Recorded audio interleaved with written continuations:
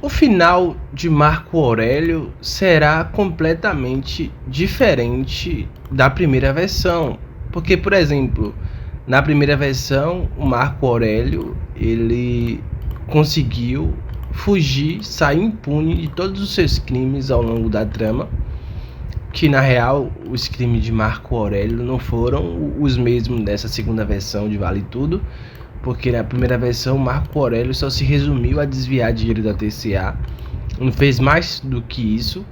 Mas nessa segunda versão Marco Aurélio até mandou matar o Det Reutemann, e o que ele fez, podemos dizer que ele estava tentando se proteger, né?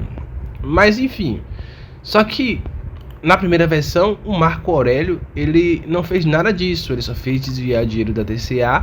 E no final das contas, o Marco Aurélio acabou fugindo em um avião e dando aquela famosa banana, simbolizando que ele estava dando uma banana para o Brasil, né? Vamos dizer assim. Bom, na minha humilde interpretação, ficou parecendo que o crime compensa. O símbolo dessa banana, vou deixar para vocês opinar. Mas parece que nessa segunda versão já está confirmada na sinopse que vai ser completamente diferente. Inclusive tem até fotos de Marco Aurélio sendo preso pela polícia, bem próximo a embarcar em uma aeronave. Ele estava com Leila, estava com Bruno, e ele estava muito próximo de embarcar na aeronave quando a polícia chegou e prendeu o Marco Aurélio.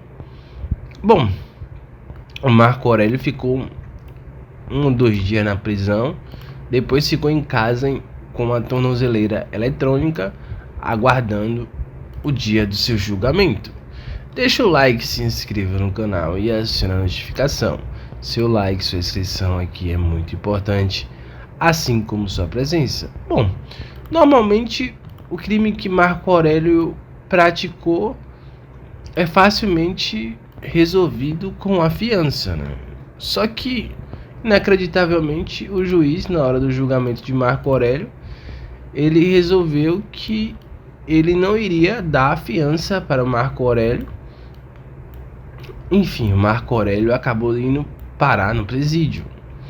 Bom, muito estranho isso, né? A gente vai elaborar isso no final desse vídeo para a gente entender por que o juiz não deu a fiança para o Marco Aurélio e porque ele não acabou sendo, digamos assim, liberado. Enfim, mas afinal o Marco Aurélio acaba preso na cadeia e depois o Marco Aurélio é encontrado com a corda no pescoço, enforcado, enfim, sem vida. O que tudo indica é que Marco Aurélio tirou a própria vida. Mas a gente sabe muito bem que quando isso acontece na cadeia, justamente na cadeia quando isso acontece, há sim a possibilidade da própria pessoa não ter aguentado ficar presa e acabou tirando a própria vida. Existe sim essa possibilidade, inclusive essa possibilidade é a mais possível de ter acontecido, já que ele estava com uma corda no pescoço. Enfim, quando ele foi encontrado, ele morreu assim, dessa forma, e por aí vai. É bem provável que isso tenha acontecido.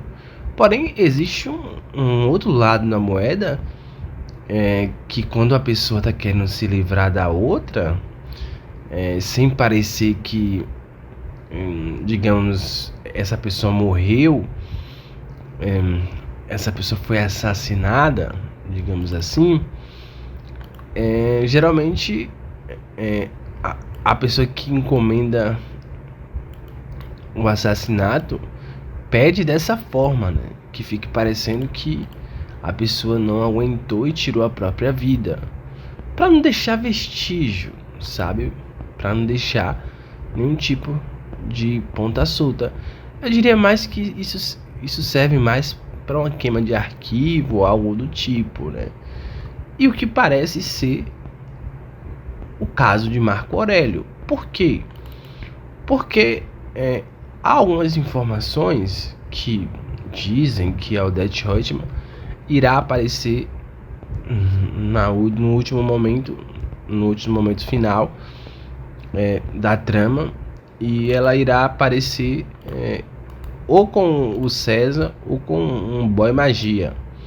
Eu aposto que seria mais com César.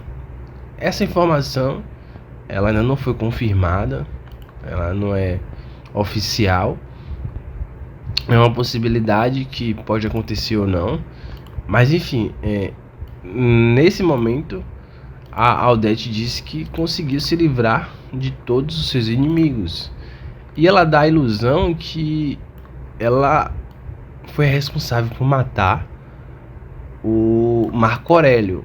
Enfim, ou seja, no final das contas, na quebra de braço que ela estava tendo com o Marco Aurélio, ela acabou vencendo, né?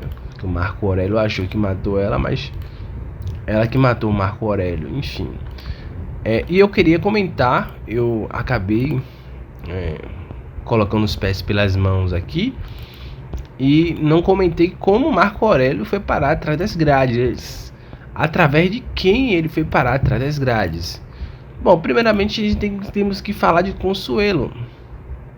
A Consuelo conseguiu um cargo elevado na TCA, e com isso ela deixou de ser uma simples secretária que não tinha função, tinha pouquíssimas funções, e acabou se envolvendo em uma treta muito grande, né?